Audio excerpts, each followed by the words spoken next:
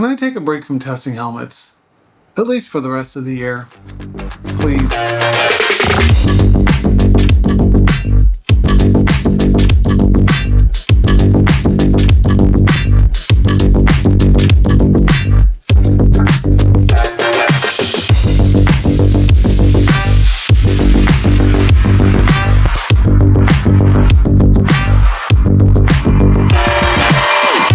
Okay then, we have quite the contest here, but before we get started, let me make one thing clear.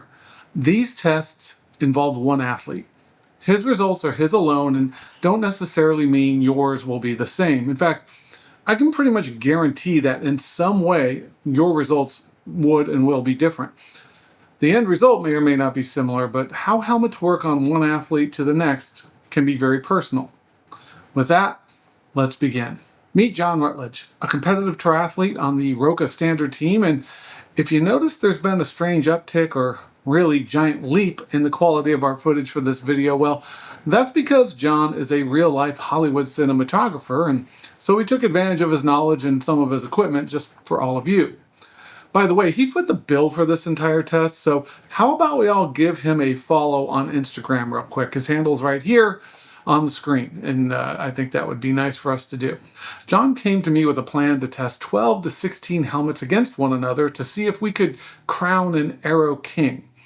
Due to some shipping issues, that number ended up being 10, but there were certain helmets I thought absolutely needed to be in this test, and fortunately, all of them were included. A few of these are helmets many of you have been asking us to test, so it's sort of a win-win, though certainly not every helmet is going to be included. We just can't do that. Now, for the sake of accuracy, there's really no way to properly test that many helmets in one or really even two sessions. The plan was to divide the helmets into two groups of 5 each, test them against one another inside their respective groups and these would be on different days, and then take the fastest 2 helmets from each group and let those fastest 4 compete against one another in a final round to see which helmet would test fastest. We built in a little leeway in case it was too close to call. We were hoping for a fastest 4, but we were ready in case we needed to include an additional helmet or 2. Now look, testing doesn't always go to plan. Sometimes you get surprising results. When I get results I'm not expecting, I don't just shrug and say, oh well, those are the numbers. No, I want to test multiple times to ensure the results that we're getting are solid. The more data, the better. Because as you'll see, there was one helmet that we perhaps assumed would be in the finals, and we probably shouldn't have done that, but it just didn't get out of the first round despite being tested 3 separate times. We gave it ample opportunity to prove itself, but it just didn't perform for this athlete. But more on that in a moment. Okay, so let's take a look at the helmets and how we group them. We did do a little bit of seeding, of course. These pairings were not random, but each group had at least 2 of what we would consider the fastest helmets out there right now. Whether or not they would live up to that, well, that we didn't know. Let's start with group 1. This group included the good old Casque Mistral, the POC ProSend, the POC Tempor, that's an oldie buddy goodie, the Rudy Project Wing Dream, and the Met Drone Widebody 2. In Group 2, we had the Met Coda Tronca, the Giro Arrowhead, the Giro Arrowhead 2, the Ikoi Pure Aero, and the Specialized TT5. So as you can see, we mixed some old with some new. Neither group would be easy to move on from.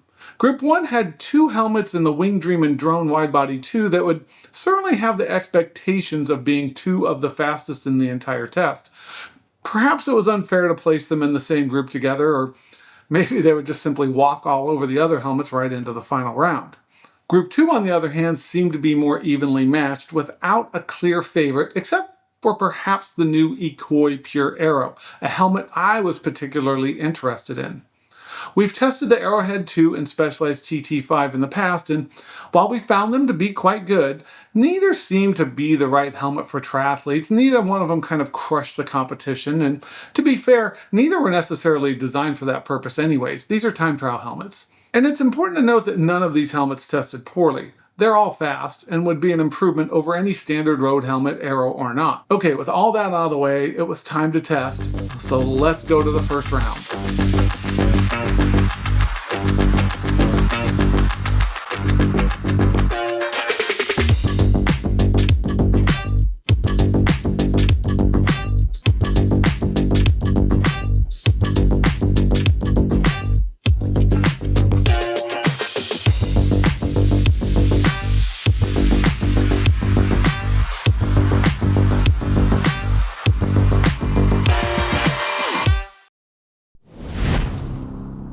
These first rounds of testing were completed on consecutive days, and fairly quickly we realized there would be 3 helmets eliminated right off the bat. These were the only helmets we tested once because it was clear they wouldn't be moving on to the next round. These were the Casque Mistral, the Giro Arrowhead, and the POC Tempor. None of them a big surprise. These are older helmets which still perform well, but are perhaps a step or two behind at this point, at least for John. It doesn't mean they still don't test fast. The Mistral consistently tests well on our test rider Adam, and the POC tests really well. The Tempor tests really well when it sits perfectly on your head, and of course you don't ever plan on moving your head. And of course the Arrowhead has always been good and a favorite of mine because I conducted the Aero testing for Giro during its development, oh so long ago. Now I'm sure you've noticed an open spot there in the bottom of Group 2. We'll get to that momentarily, but as I quote you these results and the differences in the wattage, the differences are a comparison to the fastest helmet in each particular group. So you see that the Arrowhead was 8.9 watts slower than the fastest helmet in its group, not necessarily 8.9 watts from the fastest overall helmet. Now let's get to that conspicuous open spot. I guess, like any tournament, you're going to get an early round upset. This was, for me, the surprise of the entire testing process. We tried and tried a third time, but this next helmet just would not test fast for this particular athlete. Hold on to your seat because the next helmet that was eliminated was the Ikoi Pure Aero. What? I know, I'm as shocked as you. This was certainly not the result that I expected, but the results were pretty clear. Now look, it's not my job to make excuses when products don't test well. We tested this helmet 3 times. The first time, just to be honest, it tested very poorly. But then I realized the way it was sitting on John's head, the tail was sticking up in the air a bit, and it was separated from his back. So we decided to test again after rotating that helmet back to bring the tail down towards his back and between his shoulder blades. And this did actually help it, and the drag did drop a bit, but it just wasn't enough to make it competitive with the helmets that tested best for John. And just to be sure, we tested a third time on another day, but the results were just the same, and this helmet was eliminated early. Now, I don't believe the results are indicative of the aerodynamics of this helmet. I honestly believe this is a fast helmet, and I honestly believe this helmet can test fast with the best of them. It's just for this particular athlete, it did not, and it was eliminated pretty early on in the process. Okay, so let's see where that leaves us. Obviously, we have 3 slots left in each group, with the final 2 moving on to the final round. Now, the next 2 helmets that we're going to eliminate at least deserve an honorable mention. Both tested very well, and neither were at least too far behind the finalists in the competition. They were sort of underdogs that made it competitive, but they didn't quite knock off what would be the fastest 4 helmets. In Group 1, that would be the POC Pro Sen. It was 5.9 watts slower than the fastest helmet in this group, which, as you can see, separated it from the bottom part of Group 1. And in Group 2, it was the Met Coda Tronca. The Coda Tronca was only 3 watts slower than the fastest helmet in its group. That's pretty darn close, and it had to be tested more than once to ensure it would be moving on to the finals. Still, it performed very well.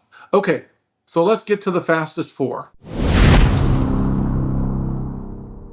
For Group 2, it was a virtual tie between the Specialized TT5 and the Giro Arrowhead 2.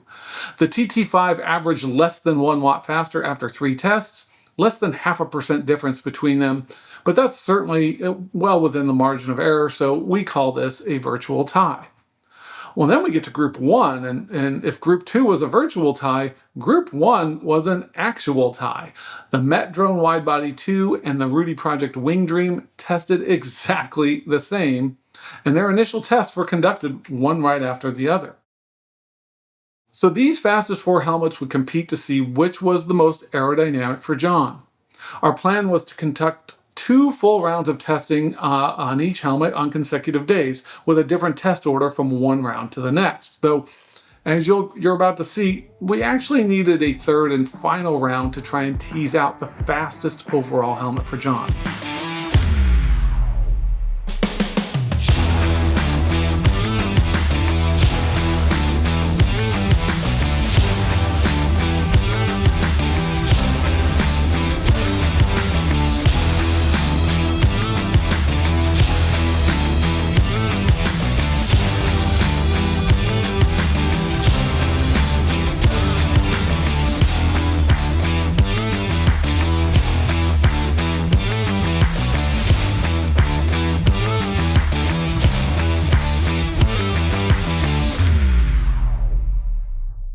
Let's look at the results from round 1.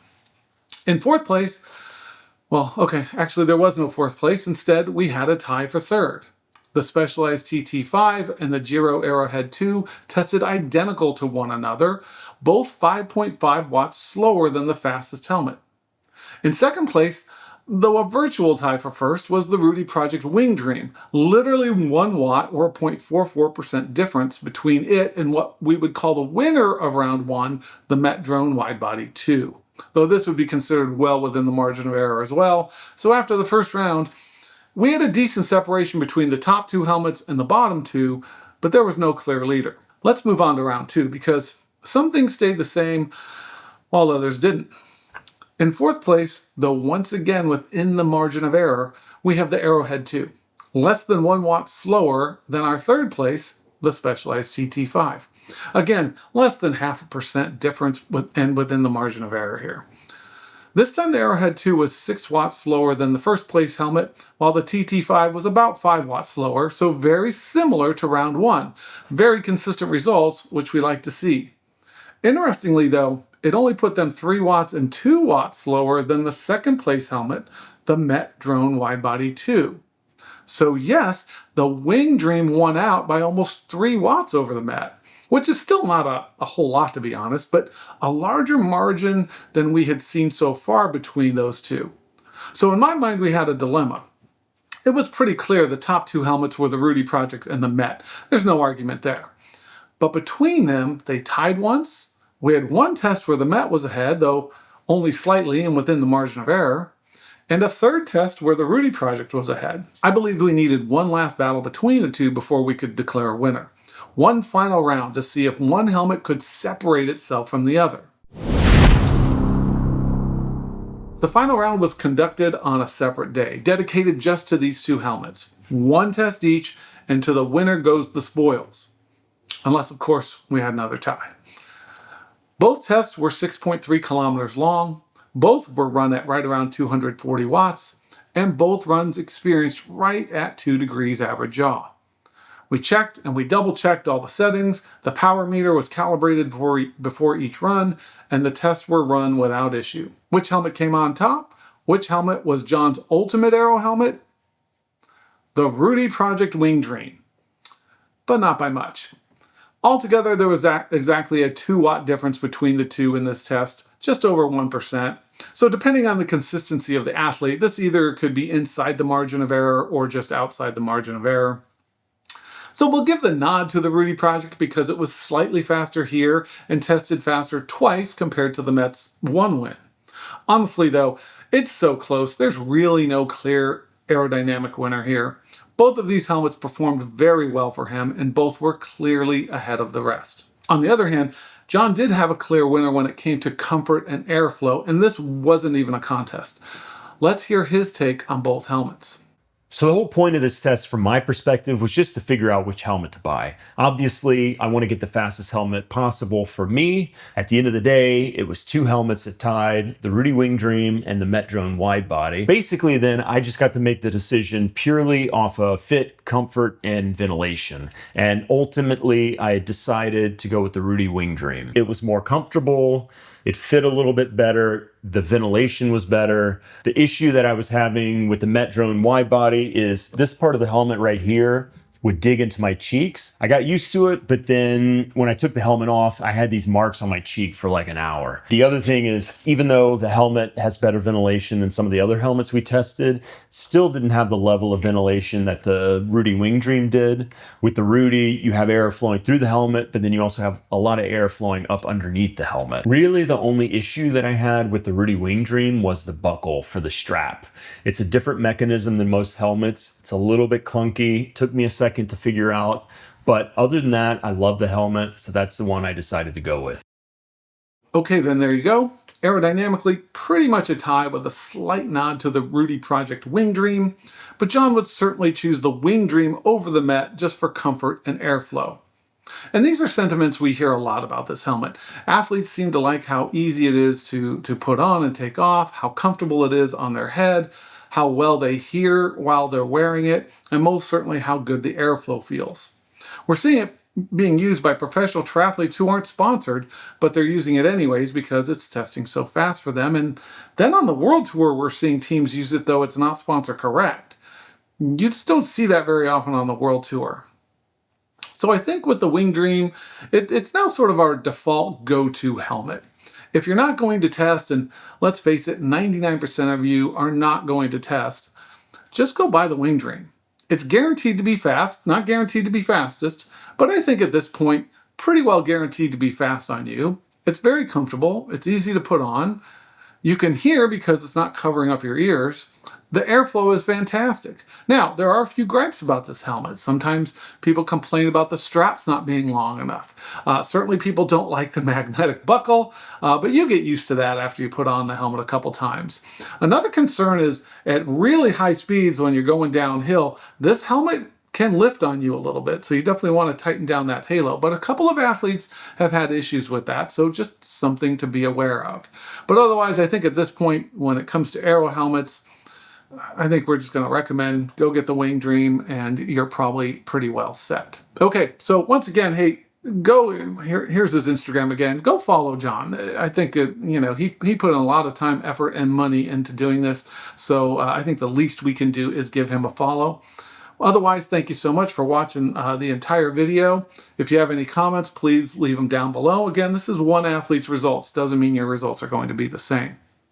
We are finally finishing up our BTA testing, though there are so many different iterations. It's not going to be one video. We're going to do a video, but then we're going to we have a way of presenting continuous data to you that I think you're really going to enjoy. And this is going just to be ongoing testing for BTA stuff. But it is important that you see what's working and what's not working. So we're finishing that up, and we'll get that out to you as soon as we can. Otherwise, hey, thanks again. Give us a like. Subscribe if you want. Otherwise, do not be a drag. We will see you soon.